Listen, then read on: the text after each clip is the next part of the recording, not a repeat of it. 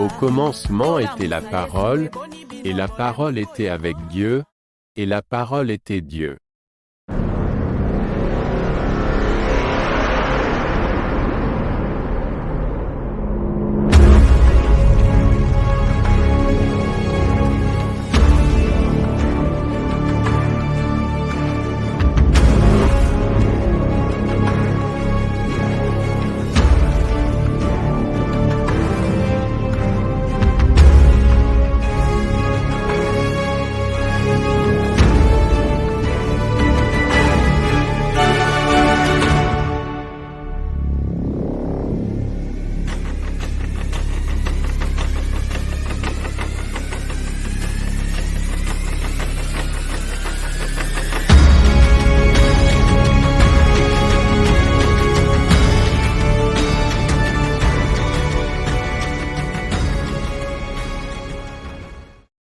Cela importe d'autant plus que vous savez en quel temps nous sommes, c'est l'heure de vous réveiller enfin du sommeil, car maintenant le salut est plus près de nous que lorsque nous avons cru. Vous connaîtrez la vérité. La vérité vous affranchira.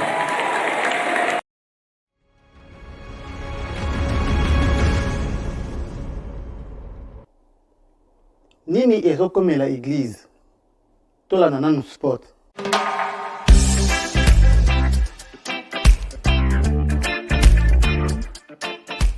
Besoin d'installation d'électricité domestique ou commerciale?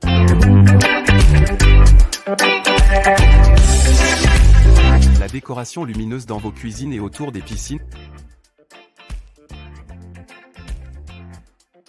La climatisation, ainsi que la plomberie dans vos bâtiments, au-delà de simples dépannages, UPD Electrical et Maintenance, vous apporte la solution dans la lutte contre le réchauffement climatique par l'énergie renouvelable avec un équipement solaire de dernier cri.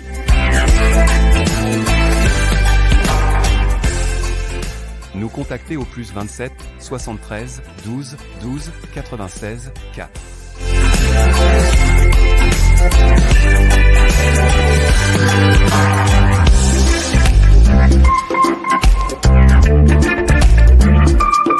UPD Electrical et Maintenance. Que la lumière soit. L'homme bien-aimé dans les seigneurs, toujours fidèle à son poste, la sentinelle ayeli sous lelo pona kola musabiso de musala ya sentinelle tola mukakabiso nyonso. Nayelelo avec beaucoup de compassion na motema na ngai. Non pas par rapport à ce qui arrive à l'église, la compassion, mais naza la compassion au sentinelle azolela batu oyo batiki biso te, nazolela ba oyo bakufi te. Sentinelle azolela nde bino bato boza na bomoi, kasi bozomona liwa te etelemi liboso na bino. Boza na misu bolingi komona te, boza na matoi bolingi koyoka te. Mbela nyonso oyo tozali kobeta, makelele nyonso tozali kosala mpona kolamusa bino, kasi moto moko azolinga kolamuka te.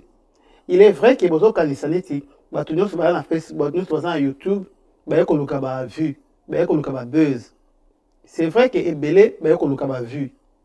Mais eza na basusu pe oyo baye kaka kosala mosala nzambe, oyo bazozela lifuta na bango epai ya bato te. Eza na bamisusu bazozela lifuta kaka epai ya moto oyo mokonzi ya mosala oyo atindi biso. Frère, ma sœur, eloko ezokamwisa ezali ke même pendant nazoloba awa, il y a des gens qui sont dans les hôtels.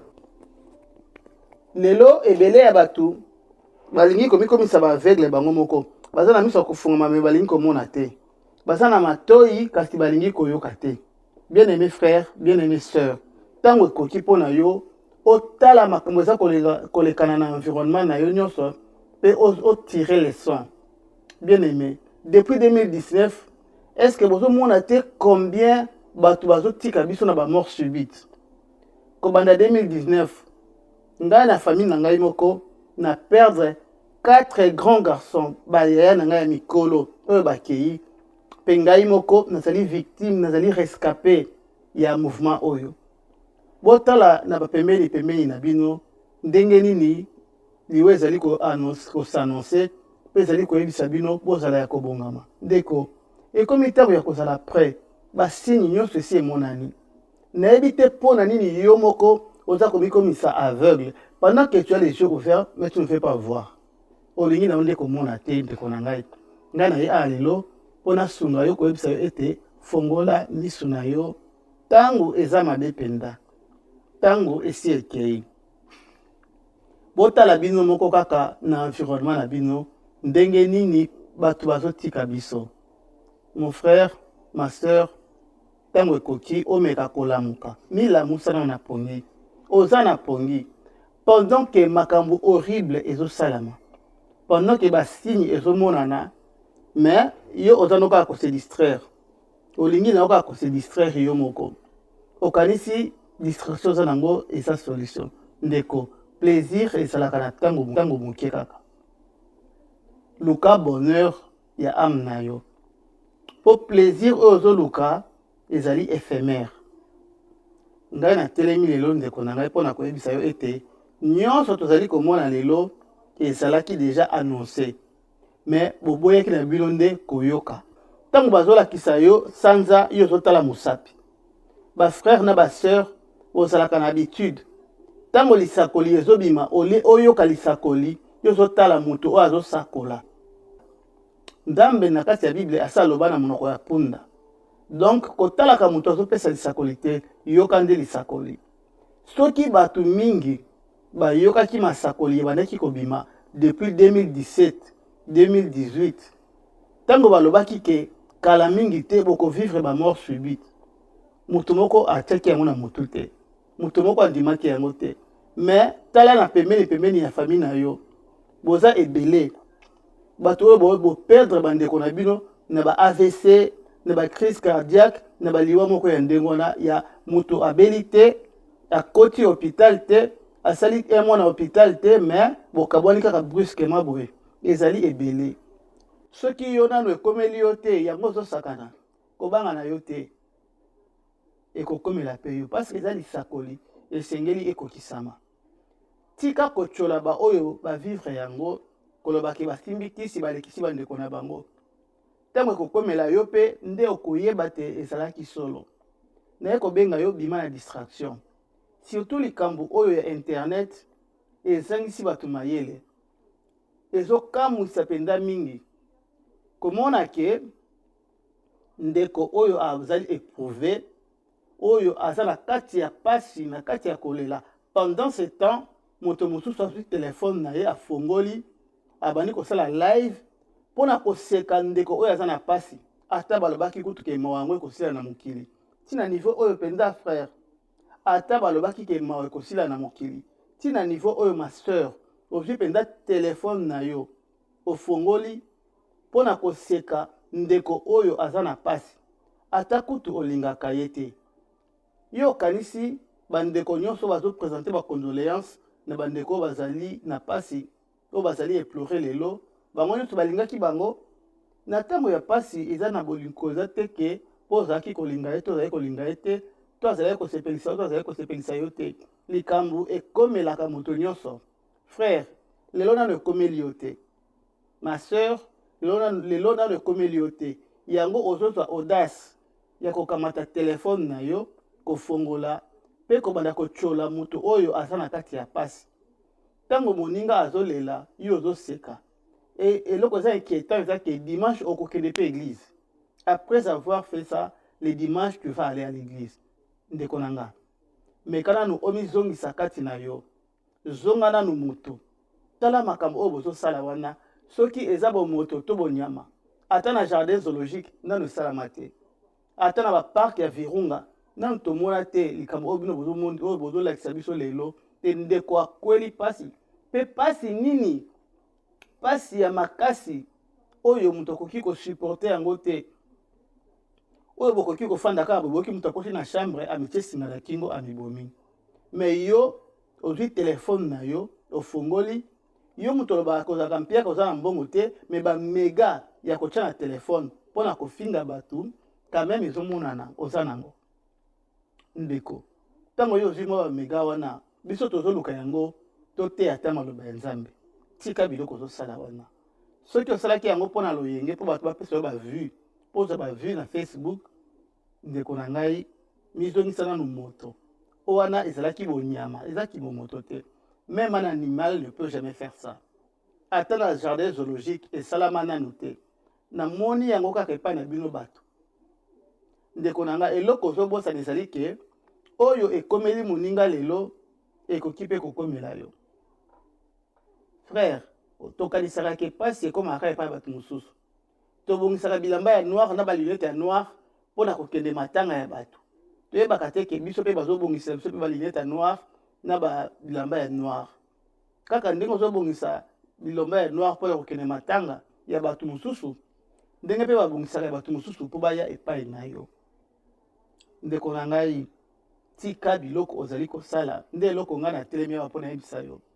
Mpe oyo si osalaki yango, efase yango, boma yango, mpe repens-toi, senga bolimbisi epai ya Nzambe. Makambo oyo bosali eleki meme banyama soki bamoni yango bakokamwa, bakomona ke biso bato toleki meme niveau ya banyama sikoyo. Banyama baleki biso na valeur, tozali susu bato te. Continue na yo kaka koseka, continue na yo kaka kochola. Eloko ezokamwisa kaka ke yo kaka yo oyo kaka ozochola oyo. Kaka yo dimanche okokende pe église. Sikoyo teme okende église, okende kosambela Nzambe nini? Oyo okende kosambela dimanche oyo. Ndeko, makambo oyo ezosala pasi makasi. Tozokoka kosupporter yango te. Komona lelo mutu akomi na niveau ya nyama. Akomi kutu na niveau oyo nyama nano akoma te. Nano nyama akoma na niveau oyo te bino bokomi nango likolo ya ba Facebook, likolo ya ba YouTube.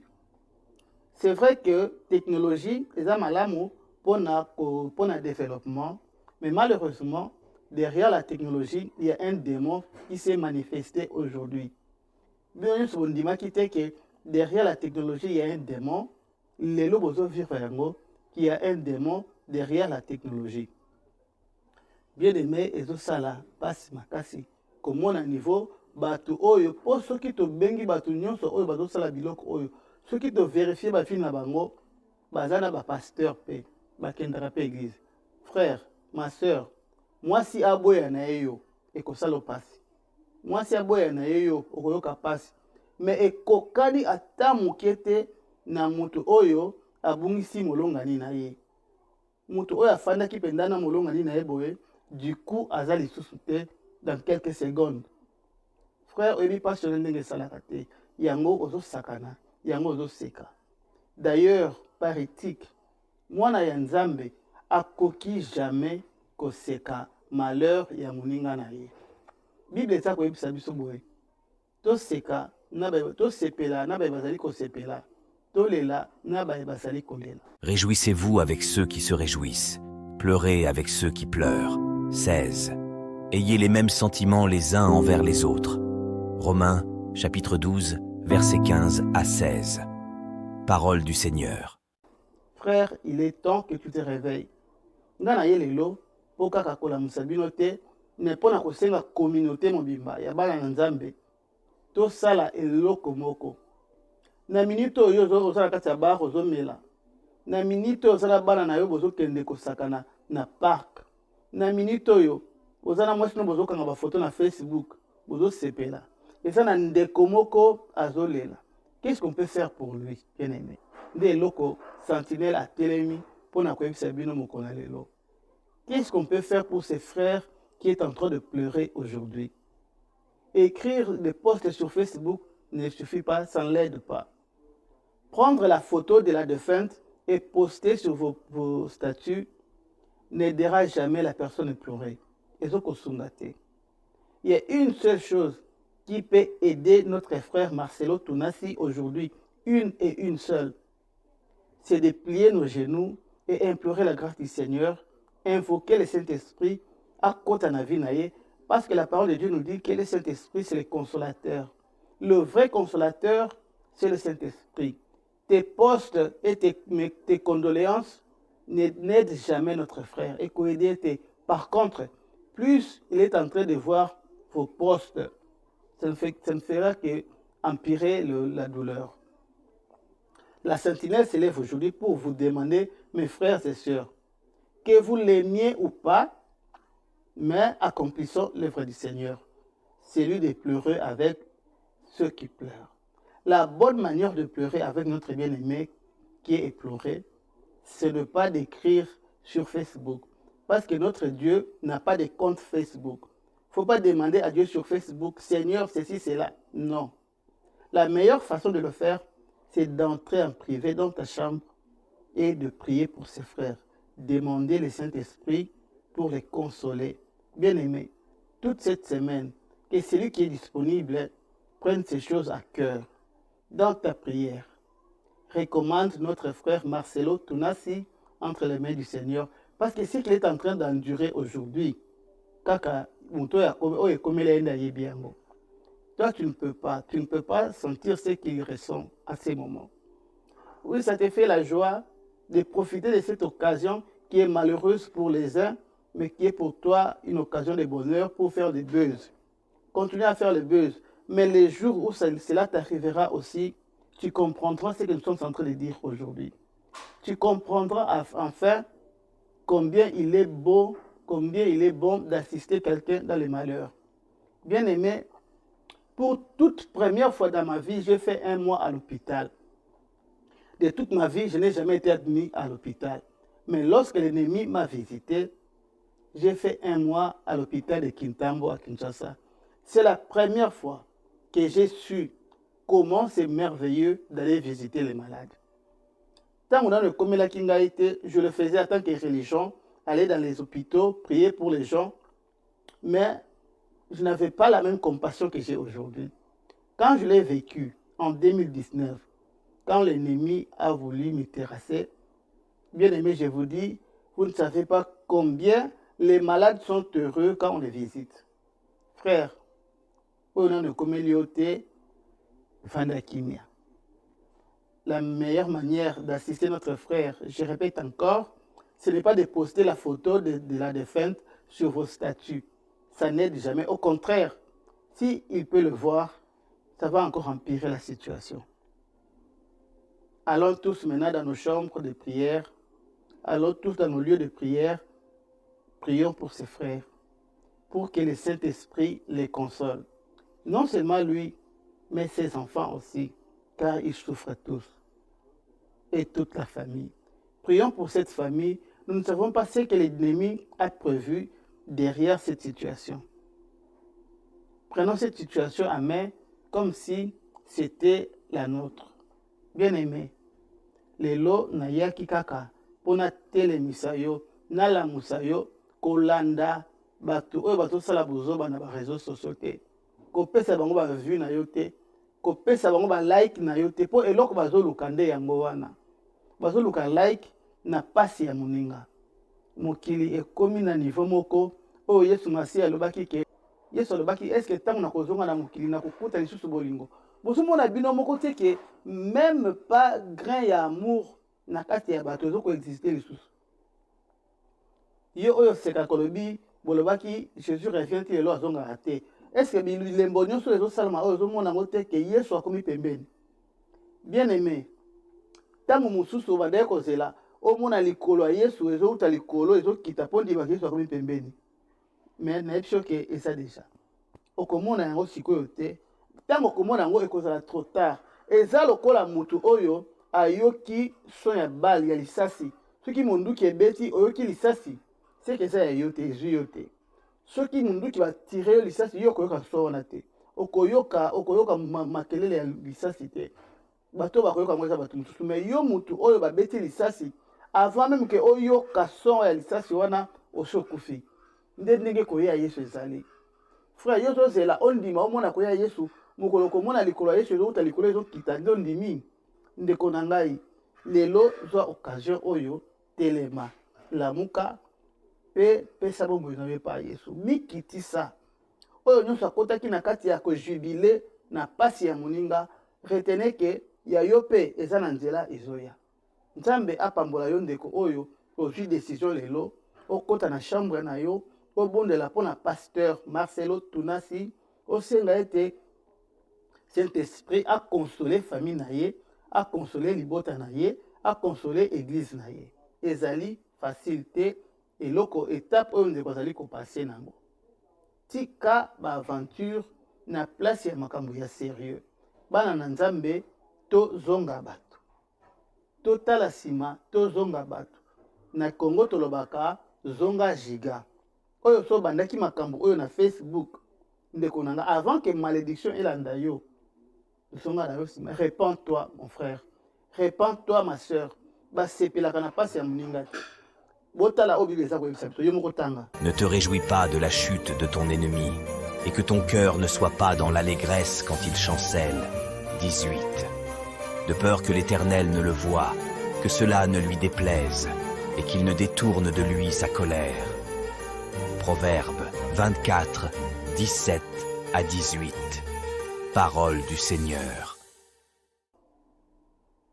Oki kolanda ndeko na ngai que même pasi ya ennemi na yo oza na droit ya kosepela na yango te. Bible eboyi makasi.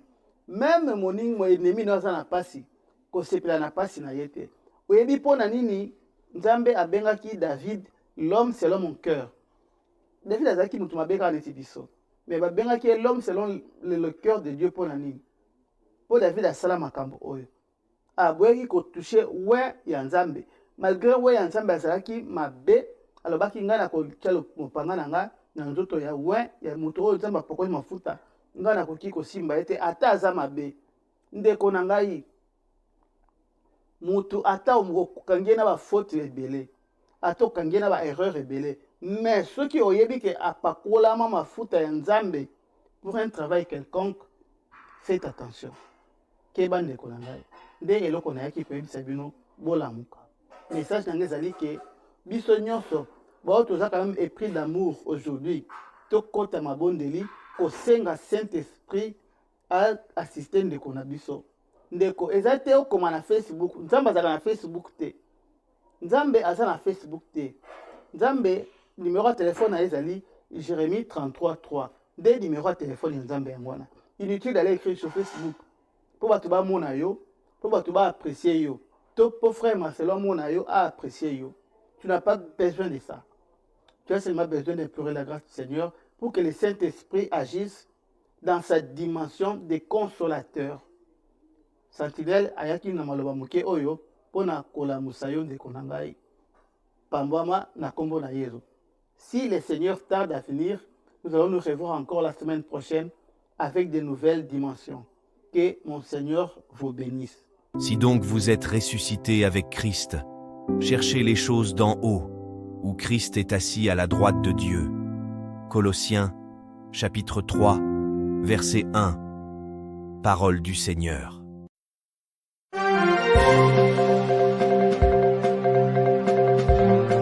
Télé Sentinelle, la chaîne chrétienne sur YouTube qui vous ouvre les écluses de la parole de Dieu avec la sentinelle Michael Mpoyi.